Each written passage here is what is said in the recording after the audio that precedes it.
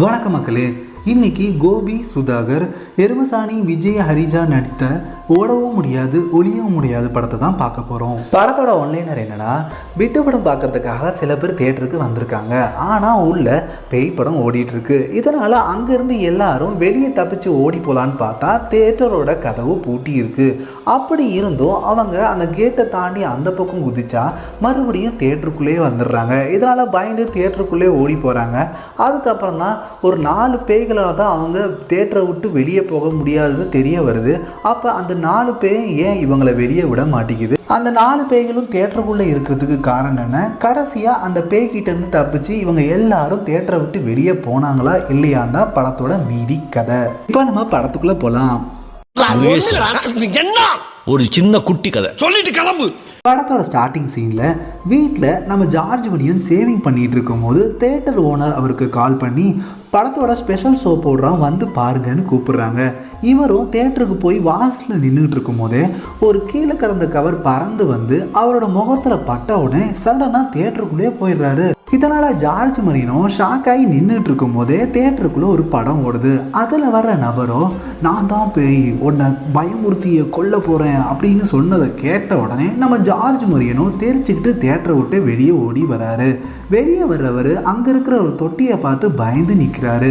அதுக்கப்புறம் தியேட்டரோட ஓனர் ரூமை போய் பார்க்கும்போது அங்கே யாருமே இல்லை. அந்த நேரத்தில் தான் தியேட்டரோட கேட்டை மூடுற சத்தம் அவருக்கு கேட்குது. உடனே கேட்டை போய் பார்க்கும்போது அந்த கேட் ஆல்ரெடி மூடி இருக்கிறதுனால அங்கேருந்து எஸ்கேப் ஆகிறதுக்காக கேட்டு மேலே ஏறி எகிரி குதிக்கிறாரு. இருந்தாலும் மறுபடியும் தியேட்டருக்குள்ளே வந்து விழுகிறாரு. அந்த நேரத்தில் தான் தியேட்டரோட பெல் சத்தம் கேட்குது. அதோட அங்கே சீனை கட் பண்ணிடுறாங்க. கரண்ட்ல ஒரு டீ கடையில் இருக்கிற FM ரேடியோவில் நான் தான் பேய், உன்னை பயமுறுத்தி கொல்ல போகிறேன் அப்படின்னு சொன்ன அந்த படம் 25 வருஷத்துக்கு முன்னாடி வந்ததாகவும் அந்த படத்தோட ப்ரீவியூ பார்க்க வந்த 4 பேர் கொடூரமாக கொலை செய்யப்பட்டதாகவும் அந்த படத்தோட டேரக்டரும் அன்னையிலிருந்து காணாமல் போயிட்டதாகவும் சொல்கிறாங்க. அந்த படத்தோட டேரக்டரும் அந்த 4 பேரையும் பற்றி இதுவரைக்கும் அப்டேட்டும் கிடைக்கலன்னு சொல்கிறாங்க. அதே டீ கடையில் தான் நம்ம எருமசாணி விஜயும் அவங்களோட க்ளோஸ் ஃப்ரெண்ட்ஸ் 2 பேருமே ப்ரொடியூசர் கிட்டேயா டேரக்டர் சான்ஸை தேடி அலைஞ்சிக்கிட்டு இருக்கதாகவும், இப்போ இன்னும் கொஞ்ச நாள் தேடிட்டு கிடைக்கலன்னா மறுபடியும் ஊருக்கு போய் அங்கே போய் ஏதாவது வேலை பார்த்துக்கலான்னு சொல்லி பேசிக்கிட்டு இருக்காங்க. அந்த நேரத்தில் தான் அவங்களோட இன்னும் 2 ஃப்ரெண்ட்ஸாக இருக்கிற நம்ம கோபியும் சுதாகரும் சினிமா சான்ஸ் கேட்டு ஒரு டேரக்டரை மீட் பண்ணுறாங்க. அவரும் ஒரு சென்டிமெண்ட் சீன் நடிச்சு காட்டுன்னு சொன்ன உடனே 2 பேருமே கொஞ்சம் காமெடி கலந்த சென்டிமெண்ட் சீன்ஸ் நடிச்சிருந்தனால அந்த டேரக்டரும் அவங்க 2 பேரையும் அங்கேருந்து துரத்தி விட்டுறாரு. அதுக்கப்புறம் விஜய், கோபி, சுதாகர் அவங்களோட 2 ஃப்ரெண்ட்ஸும் தொடர்ந்து சினிமா சான்ஸ் கேட்டு அலைஞ்சிக்கிட்டு இருக்காங்க. அப்படியே சைமல்டேனியஸா இந்த பக்கம் நம்ம யஷிகா ஆனந்தும் ஹரிஜாவும் ஒரு சாஃப்ட்வேர் கம்பெனியில் ஒர்க் பண்ணுற மாதிரி நம்மளுக்கு காமிக்கிறாங்க. அப்புறம் இன்னொரு பக்கம் 3 பசங்க ஸ்கூலில் படிச்சுட்டு இருக்க மாதிரி காமிக்கிறாங்க. இன்னொரு சைடு எப்போதுமே வீட்டுக்கு குடிச்சிட்டு வர நம்ம கிரேன் மனோகரை காமிக்கிறாங்க. அப்புறம் இன்னொரு பக்கம் ஒரு டெலிவரி பாயோ இன்னொருத்தர் ஒய்ஃபு கிட்ட அஃபேர் வச்சுக்கிற மாதிரியும் காமிக்கிறாங்க. ஐடி கம்பெனியில் ஒர்க் பண்ணுற நம்ம யஷிகா ஆனந்தும் ஹரிஜாவோட க்ளோஸ் ஃப்ரெண்டும் உங்களால் பீக் ஃபீலிங் பார்க்க முடியாதுன்னு சவால் விடுறதுனால இன்றைக்கே நாங்கள் பார்த்து செல்ஃபி போஸ்ட் பண்ணுறோன்னு சொல்லிட்டு அவங்க 2 பேரும் நைட்டே பைக்கில் கிளம்பி போகிறாங்க. போகிற வழியில் தான் நம்ம டெலிவரி பாய் கிட்ட தான் அவங்கள மீட் பண்ணி அட்ரஸ் கேட்குறாங்க. அவரும் வழியும் சொல்கிறாரு. அந்த டெலிவரி பாயோ அந்த அஃபேர் வச்சிருக்கிற அந்த அடுத்த ஒரு ஒய்ஃபோட வீட்டு வாசலில் தான் நிற்கிறாரு. ஃபோன் பண்ணி உள்ளே வரட்டான்னு கேட்கும்போது அவங்களோ நான் வெளியே வரேன், நீ அங்கேயே வெயிட் பண்ணுன்னு சொல்லிடுறாங்க. இந்த பக்கம் நம்ம கோபி சுதாகர் கேங்கோ நிறைய சான்ஸ் தேடி வாய்ப்பு கிடைக்காததுனால ஊர் பக்கம் போய் பொழைக்காவது செய்யலான்னு சொல்லி ஊர் பஸ்ஸுக்காக வெயிட் பண்ணிட்டு இருக்காங்க. அப்போ 10:30 மணி ஆயிட்டதுனால இதுக்கு மேலே இந்த பக்கம் இருந்தால் போலீஸ் தொல்லை அதிகமாக இருக்கும். அதனால எங்கேயாவது போய் படுத்துட்டு காலையில் எந்திரிச்சு ஊருக்கு கிளம்புவோன்னு சொல்லிட்டு அங்கேருந்து கிளம்பி போகிறாங்க. அதுக்கப்புறம் படத்தோட ஆரம்ப சீனில் காமிச்சு அதே தியேட்டரை காமிக்கிறாங்க. அப்போ குடிச்சிட்டு அந்த பக்கம் வர நம்ம கிரெயின் மனோகரோ அங்கே இருக்கிற ப்ளூ ஃபிலிம் போஸ்டரை பார்த்துட்டு அந்த தியேட்டருக்குள்ளே உள்ள நுழையிறாரு. அதே மாதிரி அந்த பக்கம் வந்து அந்த ஸ்கூல் படிக்கிற பசங்களும் அதே போஸ்டரை பார்த்துட்டு பார்க்கணும்னு முடிவு பண்ணிட்டு நேராக போனால் உள்ளே விட மாட்டாங்கன்னு நினச்சிட்டு அந்த செவரை ஏறி குதிச்சு அந்த தியேட்டருக்குள்ளே போயிடுறாங்க. அதுக்கப்புறம் அங்கே வர நம்ம ஹரிஜாவும் யஷிகா ஆனந்தும் தியேட்டருக்கு வெளியே இருக்கிற செவுத்தில் ஒட்டி இருக்க போஸ்டர் பக்கத்தில் நின்று ஃபோட்டோ எடுத்துட்டு படம் பார்த்த மாதிரி ப்ரூஃபாக அவங்க க்ளோஸ் ஃப்ரெண்டுக்கு வாட்ஸ்அப்பில் மெசேஜ் அனுப்பிச்சிடுறாங்க. அப்போ யஷிகா ஆனந்தும் இவ்வளோ தூரம் வந்துட்டோம், படத்தை பார்த்துடலான்னு சொல்லி அரிஜா கிட்ட சொன்ன உடனே 2 பேருமே சேர்ந்து அவங்களும் தேட்டருக்குள்ளே போகிறாங்க. கடைசியாக அங்கே வர நம்ம கோபி சுதாகர் கேங்கும் இந்த படத்தை பார்த்துட்டு இங்கேயே தூங்கி எழுந்திரிச்சு காலையில் பஸ்ஸை பிடிச்சி போயிடலான்னு முடிவு பண்ணி அவங்க 5 பேரும் அந்த தேட்டருக்குள்ளே நுழையிறாங்க. தேட்டருக்குள்ளே பார்த்தா என்ட்ரானவங்களோட சேர்த்து அந்த டெலிவரி பாயும் அவர் அஃபேர் வச்சிருக்கிற இன்னொருத்தர் ஒய்ஃபும் சேர்ந்து ஒரு சீட்டில் வந்து உட்காந்துருக்காங்க. அதுக்கப்புறம் படத்தை போட்டு விடுறாங்க. விட்டு சீனும் வருது. நம்ம கோபியும் சுதாகரும் அந்த ஸ்கூல் பசங்களும் என்ஜாய் பண்ணிட்டு இருக்காங்க. இந்த நேரத்தில் சடனாக அந்த படத்தை ஆஃப் பண்ணிடுறாங்க. அப்போ தேட்டருக்கு வெளியே காமிக்கும் போது தேட்டரோட கேட்டை பூட்டால் பூட்டப்பட்டு இருக்கு. மறுபடியும் தேட்டருக்குள்ளே வரும்போது படத்தை போட விடுறாங்க. ஆனால் இந்த தடவை அதே ஆள் நான் தான் பேய், உங்களை பயமுறுத்தியே கொல்ல போகிறேன்னு சொல்லிட்டு அதே டைலாகை பேசிகிட்டு இருக்காரு. இந்த டைலாகை கேட்ட உடனே நம்ம விஜய்க்கோ அந்த எஃப்எம்ல சொன்ன மொக்க பேய் படம் இதான்னு சொல்லிட்டு கண்டுபிடிச்சிடுறாரு. இதுக்கப்புறம் ஸ்க்ரீனில் உள்ளவரோ கழுத்தில் கயிறை மாட்டிக்கிட்டு தூக்கில் தொங்க போகிறாரு. இதை பார்த்த கிரேன் மனுகரை தவிர மற்ற எல்லாருமே பயந்து எக்ஸிட்டை நோக்கி தெரிச்சு ஓடுறாங்க. கரெக்டாக எக்ஸிட் கிட்ட போய் கதவை திறக்கிற நேரத்தில் அந்த ஸ்க்ரீனில் உள்ளவரோ பார்த்துட்டு போங்கன்னு சொன்ன உடனே எல்லாருமே திரும்பி பார்க்க அந்த நேரத்தில் அவர் தூக்கில் தொங்கி அவங்க முன்னாடியே இறந்து போகிறாரு. இதை பார்த்து இன்னும் பயப்படுறவங்களோ கதவை திறந்துக்கிட்டு வெளியே எல்லாரும் ஓடுறாங்க, நம்ம கிரெயின் மனோகரை தவிர. வெளியே ஓடி வர அவங்களோ தேட்டரோட கேட் பூட்டி இருக்கிறத பார்த்து ஷாக் ஆகி நிற்கிறாங்க. அப்போ அந்த தேட்டர் பக்கத்தில் ஒன்று கடிக்கலான்னு ஒதுங்குற நம்ம ஆட்டோ டிரைவரோ தேட்டர் பேரை பார்த்த உடனே ஆட்டோவை வேகமாக ஓட்டிக்கிட்டு அங்கேருந்து கிளம்பி போயிடுறாரு. அடுத்தது கோபி கேங்கில் இருக்கிற ஒருத்தரோ அந்த கேட்டில் ஏறி வெளியே குதிக்கிறாரு. ஆனால் மறுபடியும் தேட்டருக்குள்ளேயே வந்துடுறாரு. இதை பார்த்த உடனே மற்றவங்களும் அதே மாதிரி ட்ரை பண்ணி பார்க்குறாங்க. அவங்களும் மறுபடியும் தேட்டருக்குள்ளே தான் வராங்க. இதை தெரிஞ்ச உடனே எல்லாருமே பயந்து மறுபடியும் தேட்டரை நோக்கி உள்ளேயே ஓடுறாங்க.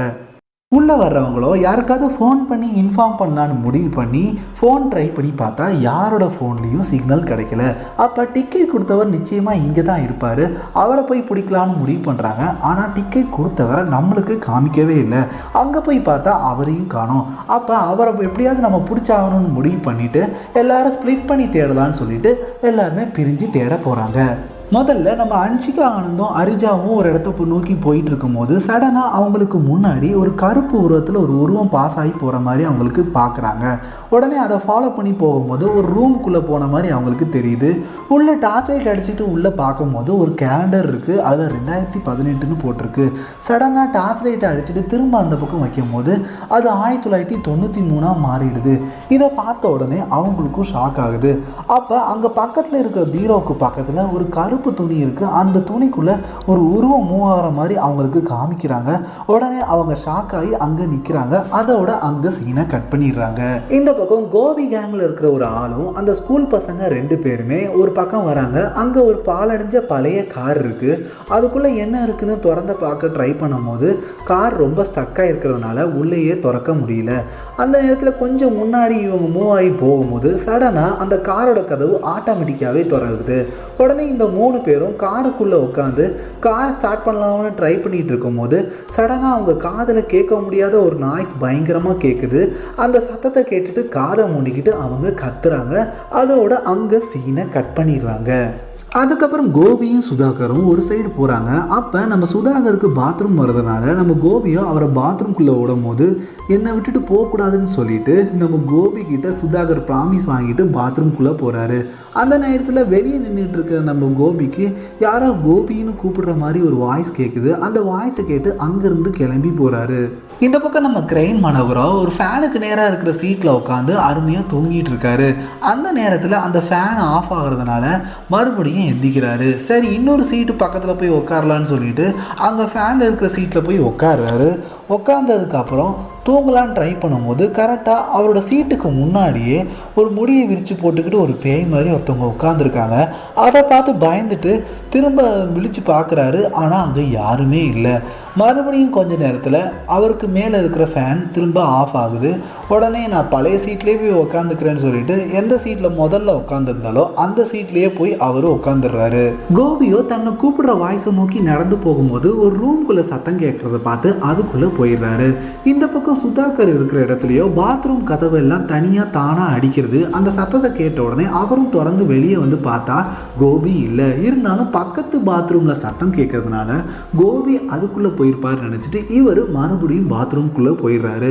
இவர் பாத்ரூமுக்கும் பக்கத்து பாத்ரூமுக்கும் சைடில் ஒரு சின்ன கேப் இருக்குது. அந்த கேப் வழியா ஏதோ முடி தொங்குற மாதிரி இருக்கு. சடனா அங்கே இருக்கிற ஒரு சொம்பு வேகமாக இவர் நோக்கி வந்த உடனே பயந்துக்கிட்டு சுதாகரும் அந்த பாத்ரூம் விட்டு வெளியே வேகமாக ஓடி வராரு. இந்த பக்கம் காருக்குள்ளே மாட்டிக்கிற அந்த 3 பேருமே அந்த கார் கதவை திறந்து அங்கேருந்து தெரிச்சு ஓடி போகிறாங்க.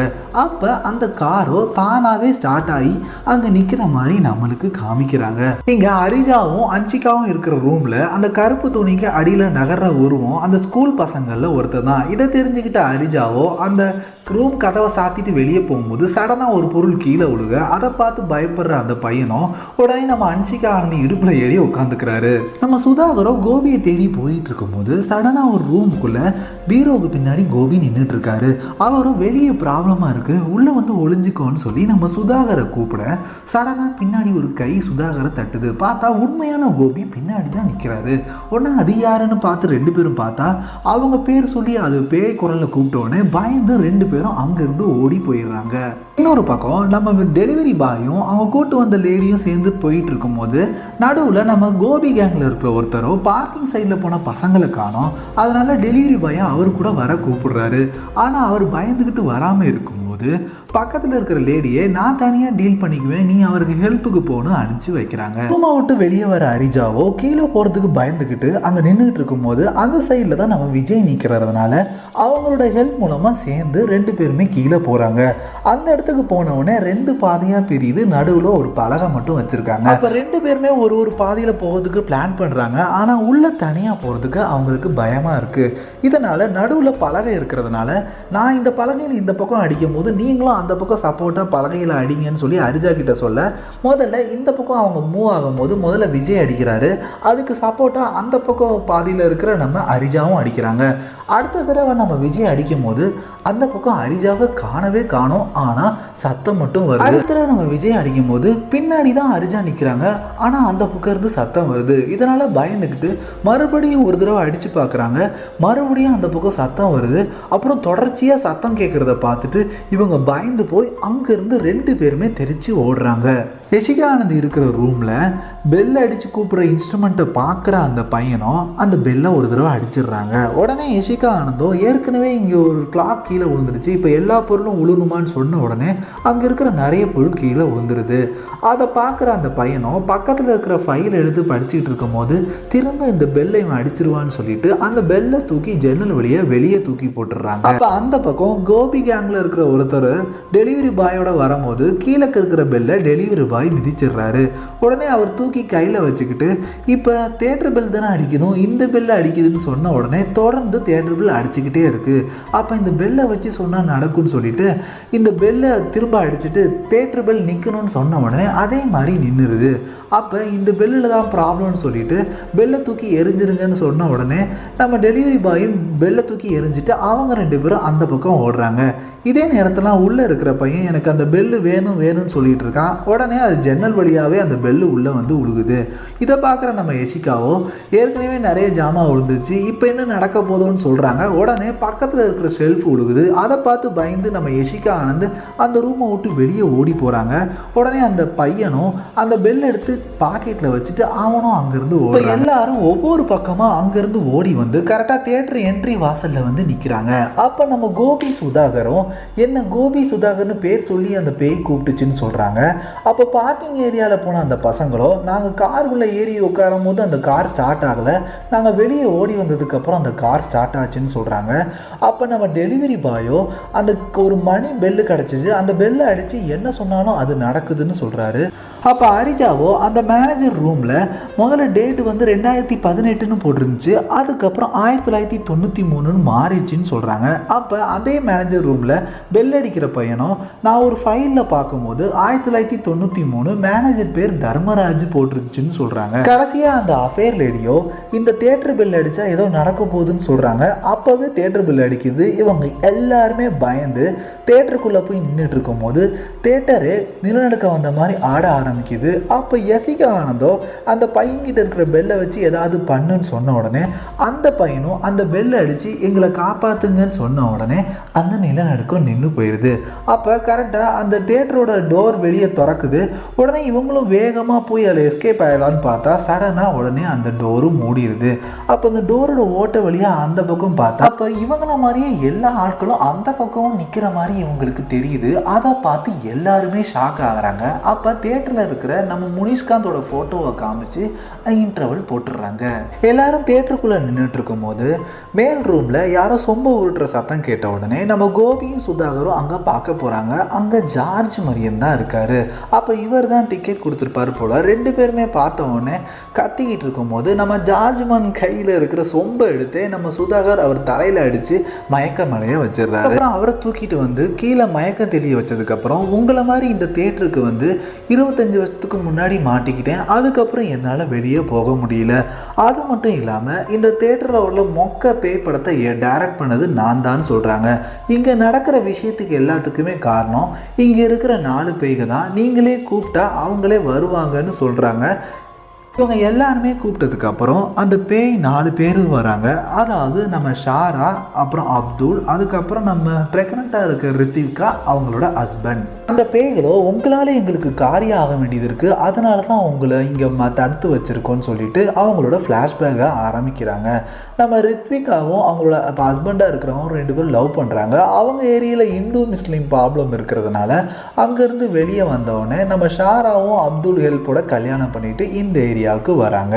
இங்கே ஜாலியாக லைஃப் போயிட்டுருக்கு. அதுக்கப்புறம் நம்ம ரித்விகாவும் ப்ரெக்னென்ட் ஆகுறாங்க. இந்த பக்கம் நம்ம தர்மராஜோ அவரோட தேட்டரை விற்றுட்டு அப்புறம் ஒரு மொக்க பேய் படத்தையும் வாங்கிடுறாரு. இதை எப்படியாவது விற்கணும்னு பிளான் பண்ணி அசிஸ்டன்ட் கிட்டேயோ ஒரு 4 பேரை கூப்பிட்டு வந்து பார்க்க வச்சு அவங்களும் இந்த படம் ரொம்ப நல்லா இருக்குன்னு சொல்லி எல்லா இடத்துலையும் முக்கியமாக ப்ரெஸ்ஸுக்காரங்கிட்ட சொல்லி பப்ளிசிட்டி பண்ணிவிட்டு நம்மளுக்கு இன்னும் 10 நாள் டைம் இருக்குது, அதுக்கப்புறம் தான் இந்த தேட்டர் அவங்களுக்கு போக போகுது, அந்த நாளில் நம்ம தேட்டர்லையும் ஓட்டிட்டு கடைசியாக அந்த படத்தை வித்துடலான்னு முடிவு பண்ணுறாங்க. அப்போ தான் நம்ம ஷாராவோ அந்த அசிஸ்டன்ட் கிட்ட வேலை கேட்டிருப்பாரு. அவரோ நாளைக்கு நீங்கள் வந்து படம் பார்த்தா அதுக்கு தேவையான நாங்கள் பணத்தை கொடுப்போம்னு சொல்கிறாங்க. வரும்போது இன்னொரு கூட 3-4 ஆள் கூட்டுவாங்கன்னு சொல்கிறதுனால நம்ம அடுத்த நாள் நம்ம ஷாராவோ அப்துல்லையும் கரெக்டாக 6 மந்த்ஸ் ப்ரெக்னெண்ட்டாக இருக்கிற ரித்விகாவும் அவங்களோட ஹஸ்பண்டையும் கூப்பிட்டு வராங்க. வந்து 4 பேரும் அந்த படத்தை பார்க்கும்போது ரொம்ப மொக்கையாக தான் இருக்குது. இருந்தாலும் காசு நம்ம கொடுப்பாங்கன்னு சொல்லிட்டு சிரிச்சுக்கிட்டே பார்த்துக்கிட்டு இருக்காங்க. அதுக்கப்புறம் படத்தை நிறுத்திட்டு சடனாக அந்த 4 பேர் பின்னாடியும் நின்று கவர் எடுத்து அவங்க தலையில் போட்டு கழுத்து வரைக்கும் வச்சு கயிறை கட்டி அவங்களுக்கு மூச்சுத்திணறல் ஏற்படுற மாதிரி பண்ணிடுறாங்க. அதுக்கப்புறம் பின்னாடி கையும் வச்சு கட்டிடுறாங்க. அப்படி நம்ம ரித்விகாவையும் அவங்க ஹஸ்பண்டையும் தரையிலேயே போட்டுடுறாங்க. அவங்க மூச்சுத்திணறலையும் ஏற்பட்டு சாகிற நிலமையில் இருக்காங்க. அப்போ நம்ம தப்பிச்சு ஓடுற அப்துல்லையும் தண்ணி தட்டியில் முக்கி கொண்டுடுறாங்க. இந்த பக்கம் நம்ம ஷாராவை கார்லேயே வச்சு கொண்டுடுறாங்க. அதாவது இந்த படத்தை பார்த்து 4 பேர் இறந்து போயிட்டாங்கன்னு சொல்லி பப்ளிசிட்டி பரப்புனாதான் இந்த படம் இன்னும் ரீச் ஆகணுன்றதுக்காக இப்படி பண்ணியிருக்காங்க.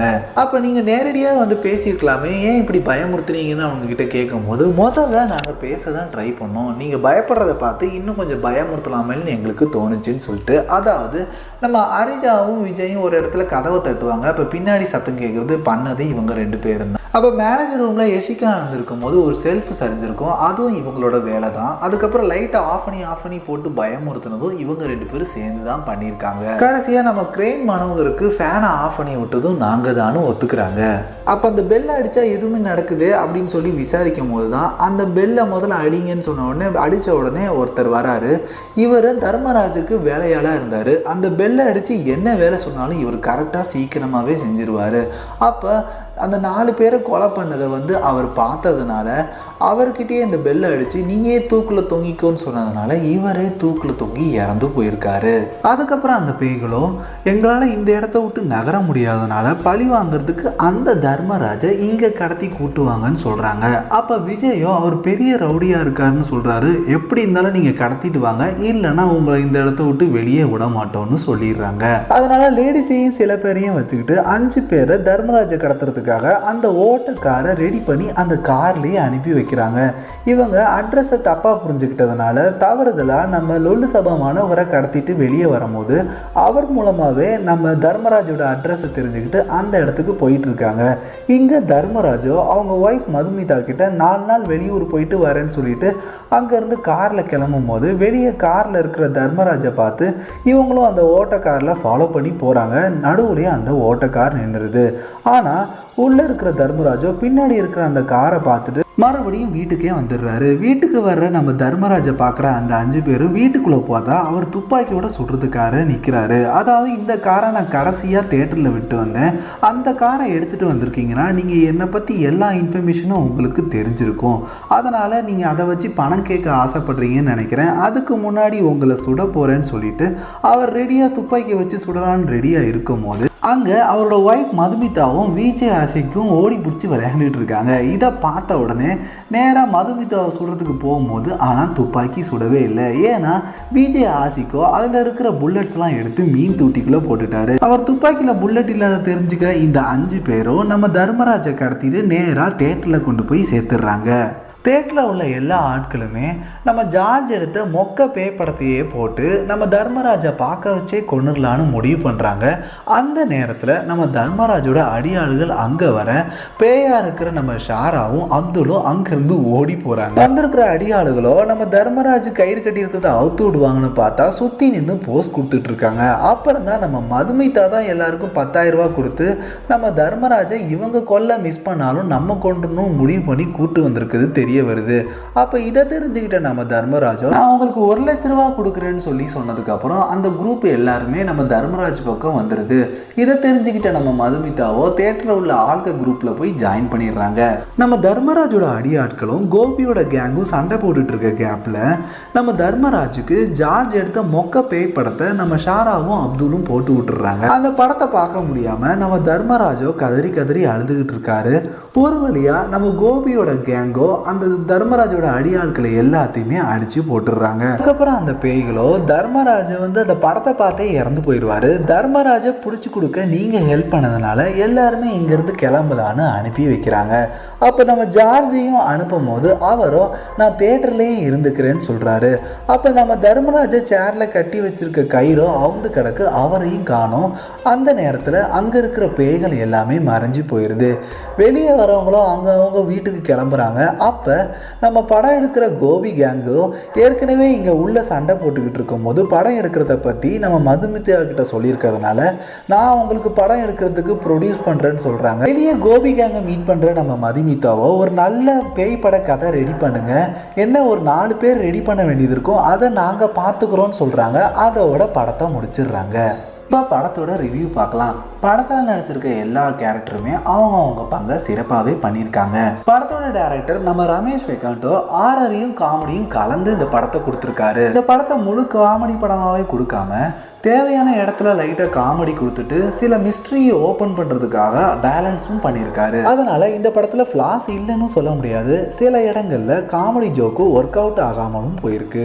இந்த படம் நம்மளுக்கு லைஃப் சேஞ்சிங் சினிமாட்டிக் எக்ஸ்பீரியன்ஸை கொடுக்காட்டியும் நம்மளை நிச்சயமாக சிரிக்க வைக்கும். அதே மாதிரி அவர் சொன்ன ஆரர் காமெடிக்காகவே ஜஸ்டிஃபை பண்ணுற மாதிரி ரெண்டுமே கலந்து இருக்குது. மொத்தத்தில் இந்த படத்தில் சில ஃப்ளாஸ் இருந்தாலும் நம்ம ஆரர் காமெடி சொல்கிறதுக்கு ஜஸ்டிஃபை பண்ணுற மாதிரி ஆரரும் காமெடியும் கலந்து கொடுத்த டைரக்டருக்காகவே நிச்சயமாக இந்த படத்தை பார்க்கலாம். நன்றி, வணக்கம்.